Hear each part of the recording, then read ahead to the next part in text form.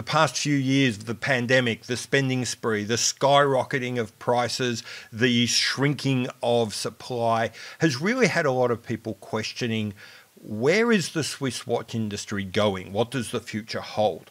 This week, there were 4 articles in 4 different sources that touched on this question and started to give some pointers, not only to the direction that it is going to go, but rather the options and questions that are open to the industry and to brands within it. What I want to do is run through those 4 articles to see, kind of get a sense of where the industry is and what are its options and where might we end up.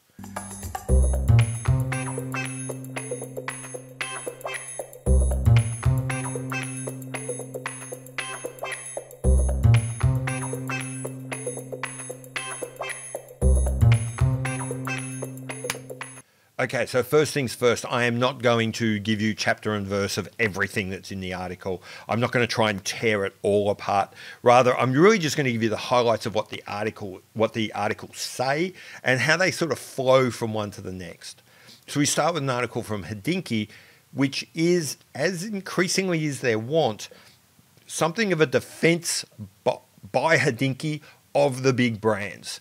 And in this case, it's an article by Jack Forster saying the problem with trying to get hold of a Patek or an AP or a Rolex isn't that they're not making enough, it's that there's simply too many millionaires.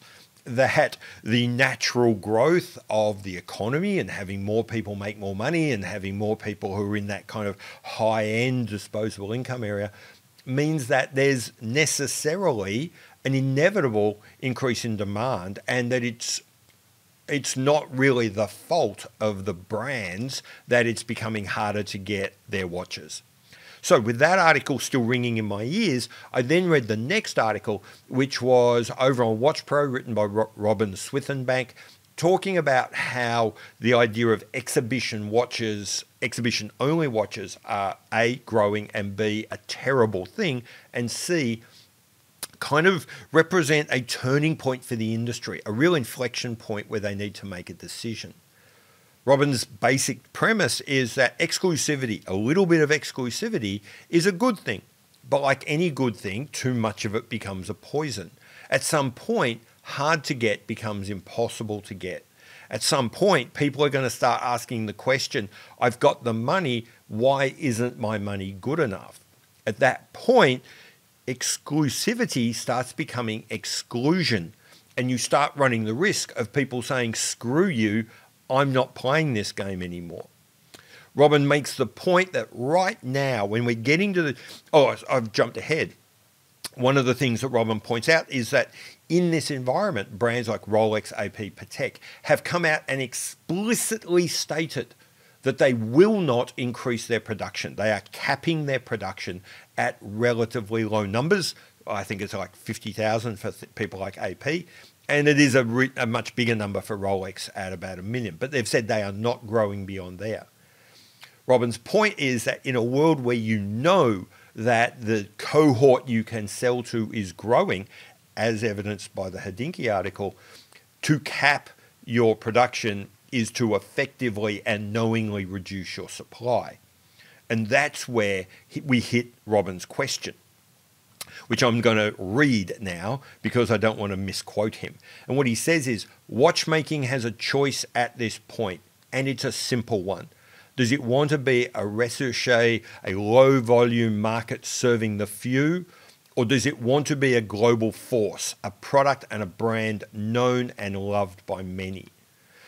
And really, this is a question that you can see the brands struggling with. For the last 30 or 40 years, the existence, the continued survival of the Swiss watch industry has always been kind of predicated on this idea of exclusivity, of the difficulty to get, of this kind of, finding joy from drinking the tears of the less fortunate style luxury.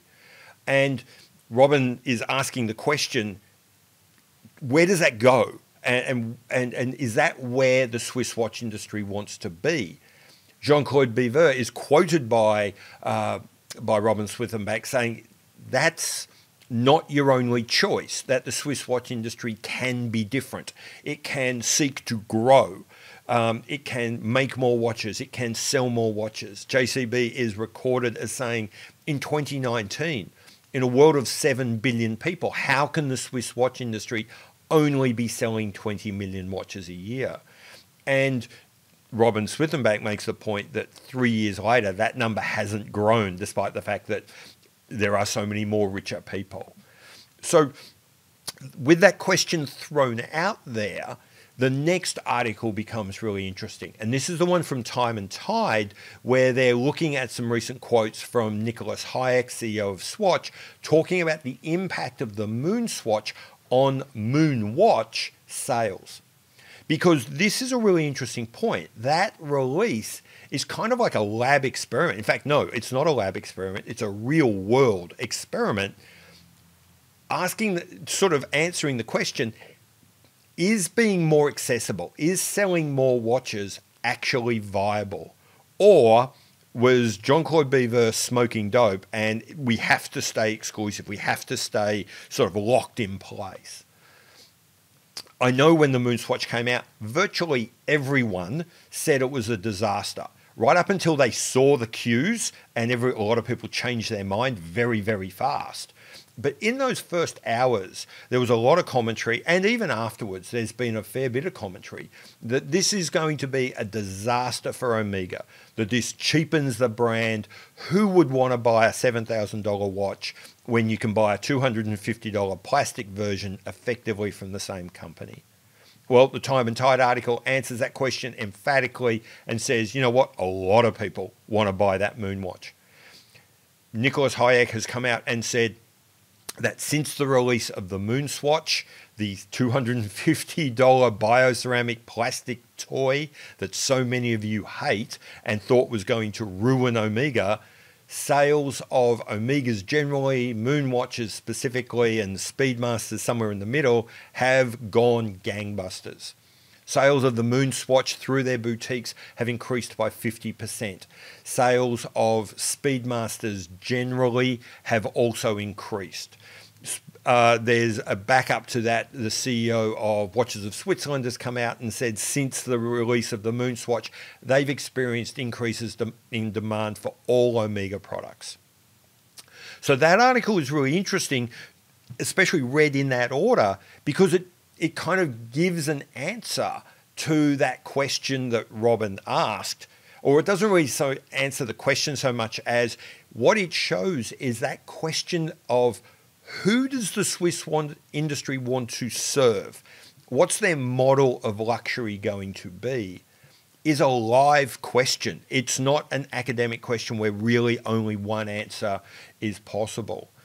The massive success of the Moon Swatch and its flow on in success for the remainder of Omega shows that the choice of do you want to be a brand, do you want to be a global force, or do you want to be this boutique niche that only serves a small number of people, is a live choice, is a real choice that the industry at large and brands within it can make. Both sides of that equation are viable. You can make money, you can survive, you can even thrive, regardless of whether you want to be inclusive or exclusive, regardless of whether you want to be impossible to get or really accessible. It is a choice for you to make. The last article is sort of a wrap-up of that. And so it's the longest article, and it's probably the most interesting in many ways, from The Collected Man. And there it's looking at the future of watch retail and what can be achieved and what various brands are doing in this space. And the reason why I think it's interesting is because it's kind of a nuts and bolts, or if you like, electrons and photons example of sort of how those ideals play out, how those ideas about whether you're inclusive or exclusive, whether you're accessible or not, these play out in different ways in a retail sense, in a getting watches in the hands of customers sort of idea. And in that article, they really start to talk about how different brands are approaching this idea differently and what that means in terms of their retail choices. So anyway, like I said, I think those are 4 fascinating articles.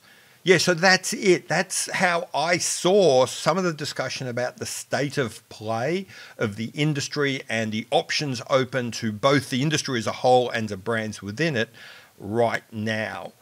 What do you guys think? Do you think that we are at some kind of inflection point? Or do you think that, post-pandemic and potential looming tightening of the economy, a lot of this stuff will sort itself out anyway? I'd be curious to know what you think in the comments below. I've been Pete McConville. This has been Not So Obvious Watches. I will see you later. Bye.